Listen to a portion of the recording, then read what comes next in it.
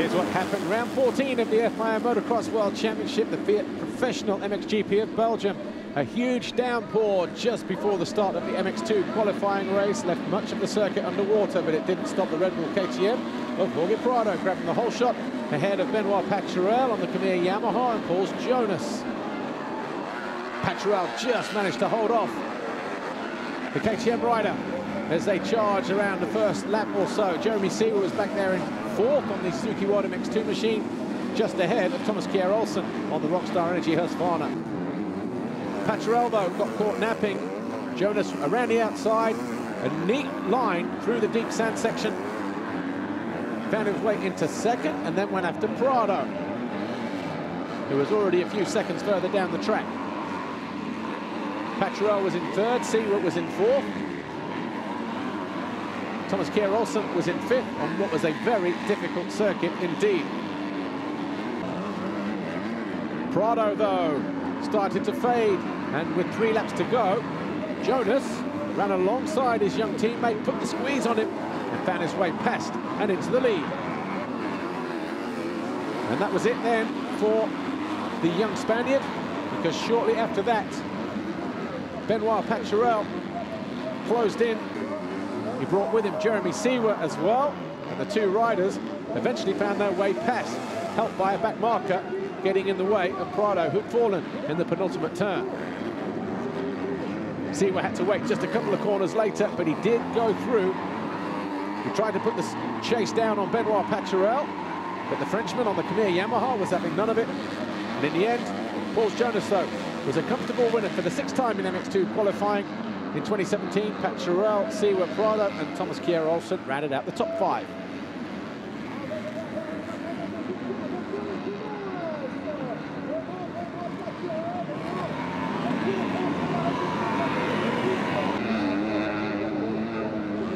Official confirmation then: Jonas, Paturel, Seewer, Prado, Olsen, and of Lawrence Lieber and Muse. Yeah, you know, we had quite a lot of rain in our time practice, so it was, you know, the track was really difficult. So I just wanted to take a pretty decent start, you know, and then after after just to build up my race, and you know, in the end I started feeling better and better. So you know, that was the most important thing for this race, and really looking forward for tomorrow. I think it's gonna be a good race, and also the track will be much better. It was an entertaining MXGP qualifying race here at Lommel. Max Nagel stormed to a foxhole shot ahead of Jeremy Van Horbik, Tony Cairoli, Roman Fevre. The two Hondas of Bobryshev and Geiser were right in there as well. Van Horbik almost had a moment over one of the first jumps, but he managed to hang on to third as Cairoli went around the outside.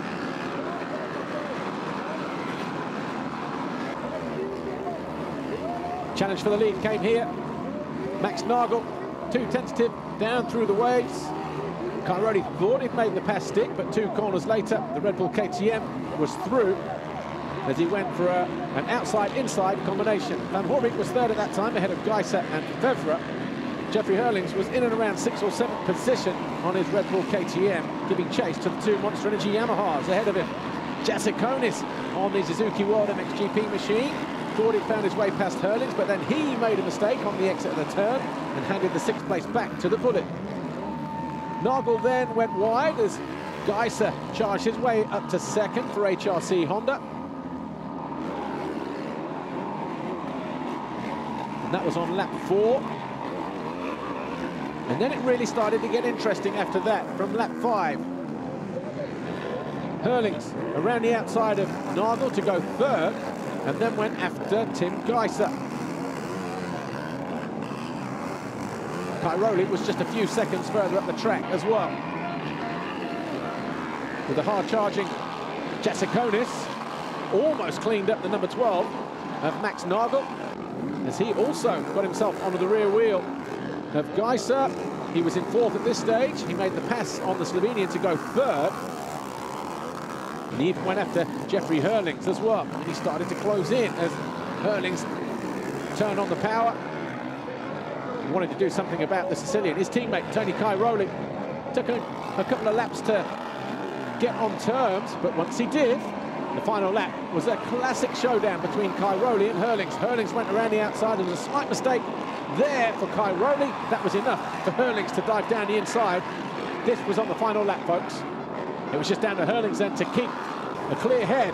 That's exactly what he did. He rounded out the final turn, and for the second time this year, Jeffrey Herlings crossed the line ahead of Cairoli to win the qualifying race here in MXGP. Cairoli was not too happy. So Herlings, Cairoli, Geiser, Bevra, Nagel, Van Horbit, Koldenhoff, Jasikonis eventually coming home 8th. He was docked for noise at the end of the race. Yeah, definitely, you know, feeling happy, you know, it was a good moto. Pretty much came from the back.